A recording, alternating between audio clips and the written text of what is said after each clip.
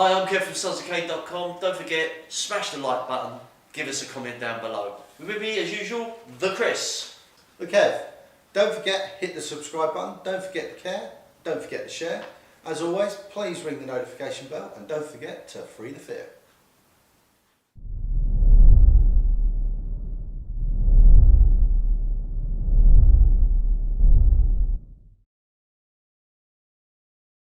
On this video, we're going to actually look at enhancing our cane strikes.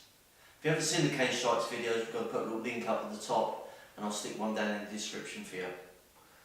What we're aiming to do is link how to hit and why you're doing a set of chain strikes. So we're going to relate this to our vital points as well. So what I'm going to ask Kev to do is do a number one strike. So my cane is the target, he's going to strike through. So what he's done is he's dragged the cane all the way through. This is in case he's missed and he's getting ready to recoil to do another strike, whatever he needs to do. It may be on a solid object, say that's somebody's leg, you're going to hit, you're not going to stop on it, you need to pull that way through, you're not going to make that leg move. So you need to drag that all the way through the target to get ready for your next strike. What Kev's going to do now is a number one strike and then followed by a number four strike. Watch the difference.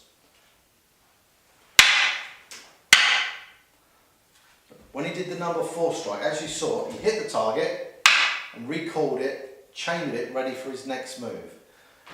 It may be that's come through, he's hit, he doesn't want to leave it there, I may try and grab it. I may not have been affected by as much as he thinks, but he's ready for his next move. So we've done a number one strike, coming through, following through with a number four, recoiled, and he's going to do a finishing strike. It's going to be a number 12, and this is a solid strike. So that would be the power shot. So as a sequence, through, tap off, finish. As you can see, these strikes, nice long distance. But if Chris has got closer to me, I've hit him with the first strike, and it's moved his body towards me. I've then tapped him here. I can actually come in with a strike. Now I'm going to change shoulders just so you can see it on the camera, but the strike's going to come down. Instead of doing the long distance strike, I'm bringing the crook in first, with the drag, strike again, drag all the way down. And again, this will lead probably to a number four strike, which will be a push away. So you've got the potential here of doing a long strike. If they do come into you, if you've hit them and it's forced the body forward, you're in this position, you're chained, you're ready to go because you brought your cane back, and you've got your opportunity. So don't think you've got to start hitting like this in an awkward position. Change the part of the cane you're using to hit with and drag through. As you can see, we've done a 3-strike combination. It doesn't have to be those particular 3 strikes. But if you ever noticed in kata especially, they're done usually in sequences of 3. Now I've asked a lot of people about this from different backgrounds. A traditional answer I will get is 3 is a very spiritual number in Buddhism and Shintoism. If you talk to people who do pressure point theory and vital points, they talk about chain strikes. So what you're looking for is to build up the effectiveness of each strike. So the first strike sets up the second strike, sets up the third strike. It can go on and on and on. But that is like the goal. If you look at a destruction and construction cycle of strikes, it's always in a section of 3. We'll do a link on this later in a later video. If you're striking somebody with a cane, it's going to hurt. Let's be honest.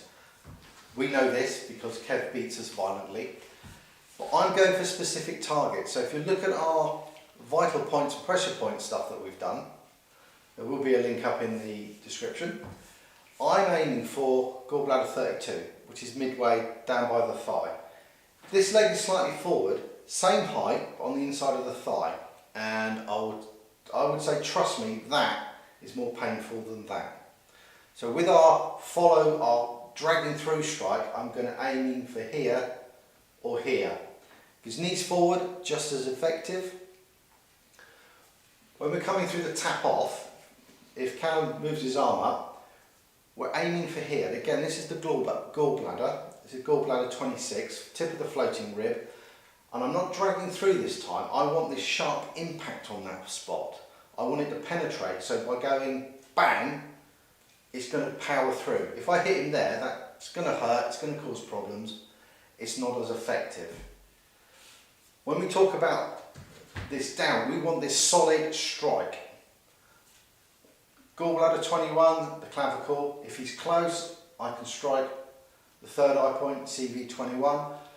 I can strike the stomach meridian by hitting through on this line that comes down here. These are what we call chain strikes, so I'm going for these.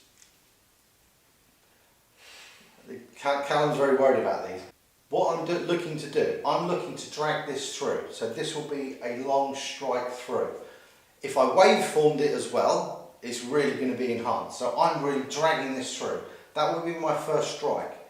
This strike, I'm going to whip it like a towel, so rather than just slap through, this is going to be you can see the motion of the cane there. It's going to get a lot more penetration through, and I'm going to retract it quickly through. This will be a heavy hit, a one strike solid finisher.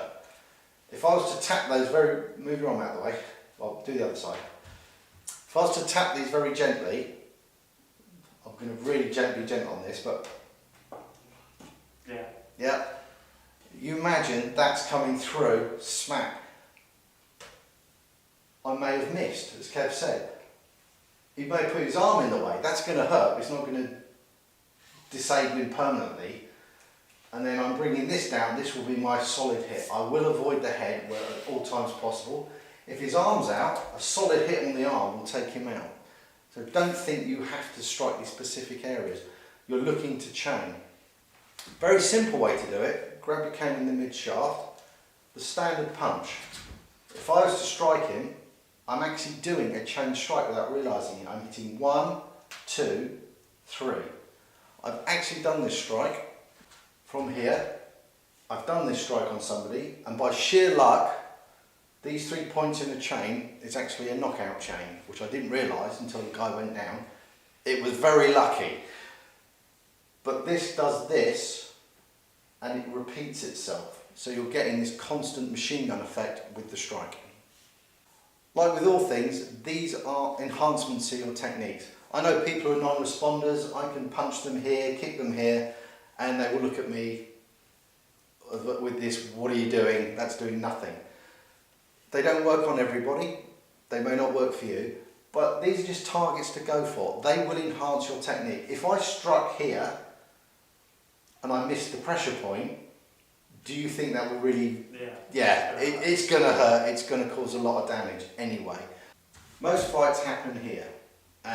On every video we've ever done, we've always said, you can't block a punch with the cane if the cane's not here, if you're not aware, if you're not ready. If he's close, he's in my personal space. This is my arm length, this is my personal space. I would then be worried, so I would be thinking now, I need to defend myself. I wouldn't go straight in, smack him around the head. That's alright, that'll hurt you, not me. Yeah. If I go straight in with a headshot, he might just be really, really shy and come up and say, do you know the way to the local pet store? And I've just struck him. If I hit him on the leg, using that whip strike, that's not as bad. But again, it's still assault if he's just asking me a question. You've got to be 100% on this. But if he is close, I can bring this up, I can do the same strikes, but I'm doing them close in and I'm using my arm to assist on power because this is a very short distance. Looking at that principle, fantastic principle, Chris is going to come in to be a bit aggressor. Usually the arms will be involved, but just so you guys can see, we're going to hit the arms back. So Chris has got a cross punch. I kind of like the whole facing backwards, it's just my personal point of view. And yes, I've got a sternal punch here, I've got the top of his right shoulder, the clavicle, and I've got a hip point. But if his arms are up, and I come in this way, he's got a nice little block system. So his arms are up, and as I like to do, I tend to get grabbed a lot in the chair. It might be something to do with my personality, Chris says. Now, we've got two hips here, dead centre is his bladder. So I would, double-handed, and make sure it be breakfast so I don't go flying, I would come in, aim for the bladder, and then I've got the hips as well as I push away. Alternative, if my cane is in my usual position, I've now got a double-handed strike under the solar plexus and then rising up. So although we're showing you one technique, you can change the angles, change your hand's position, one hand, two hand, and aim for different areas. Right guys, this is normally where we end the video and that great little title screen with Callum's done for us comes up, but we're thinking of doing Patreon. So what we'll have is bonus and extended footage, possibly some bloopers of Kev making mistakes, because I don't make mistakes.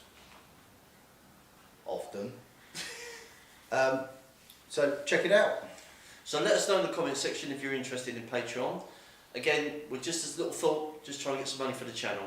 Yeah, it's just an idea. Let us know if you think it's a good idea and it'll work or not. What I'm looking at now, same principle, but as you can see, I'm wedged in the corner. I've restricted my movement. I've done this deliberately. So if Callum's here, the first strike we did was the follow through. So it went all the way through. You don't have to do them in that order. Okay, these aren't set in stone. So if I'm wedged up, I've got very little movement, I can't do big swings, I'd actually be doing my tap first. So from here, I would be tapping off. I wouldn't get much power from that, so maybe I'm kicking off. What I'm trying to do is get that first strike, the initial shot, to get in. I'm trying to get power. From here, yep, I can crack his arm, if it's there, his ribs, or tap that. I would actually initially go for a tap. So if I'm here, I can do this, but I can use my other hand. I'm trying to avoid hitting Callum on this one, to strike him. What I'm trying to do is get power from a confined space, limited movement. So it can be any one. If he's not just going to be standing there, he's going to be in close. He may be grabbing me, ready to punch me, pushing me, I don't know what it is. So if he does a grab, left hand grab, punch, that's probably what's going to be. I'm not going to be able to get that up to there before he hits me here. So I need to be moving, doing something. My initial reaction would be to flinch, cover my head, but simultaneously flicking my cane. I deliberately stopped short there. If I did that, even if I miss, his reaction is going to be to focus his attention somewhere else. This gives me an opportunity. I can now start doing my strikes. I can do my tap strike there, my follow through strike will be coming back and through. My heavy strikes will be bringing these down, pushing them through. Think of the windscreen wiper, but use them as strikes. Change your environment and it will change your technique and your perspective of what you can and can't do. If you have got movement with the cane, this is something I do. I've used this a lot. When people I don't know are coming up to me, they may be just asking me a question. I don't want to make the assumption they are vicious, nasty brutes or anything like that. But I don't know. I'm paranoid. So I'm always assuming the worst, but I don't want to beat the living daylights out of them. So when they come to me, I tend to step to the side and talk to them from this angle. So they're offline, this hand is nicely clear. If they do get aggressive, I can then do my number one strike. I can move around them and do my other strikes and my heavy strike if I need to. Don't rely on just being static. If you can move, I like to go to that side because that's my canes there. If I come to this side, you can see that quite nicely. I've still got this hand I can use. I can use my free hand. This is my base support. So think about moving around when people talk to you. Don't just be in their eye line in a static position. What if you can't move? This is the problem. If he's in this position, I don't know him, my hand's going to be up ready to talk to him. We call this talking with the hands. If he does swing the punch, I've negated already. What I want you to do is use my free hand to control that arm. But if I start trying to just grab it, he's going to fight me for it and I'm going to be worried about that hand. So as soon as that's moving, this is moving. I can then do my strikes. So use your free hand, don't rely on this all the time. It may be, as he comes up, I've struck that, and that gives me time to control it with this hand. Think about this hand as well. Then you can carry on with your taps, heavy strikes, whatever it is you need to do at that time. Thanks for watching, guys. Hope you liked the video. Don't forget to smash the like button, drop us a comment. Don't forget to subscribe if you haven't done so, so hit that subscribe button. Don't forget to ring the bell. Don't forget to care and share. And as always, free to fear.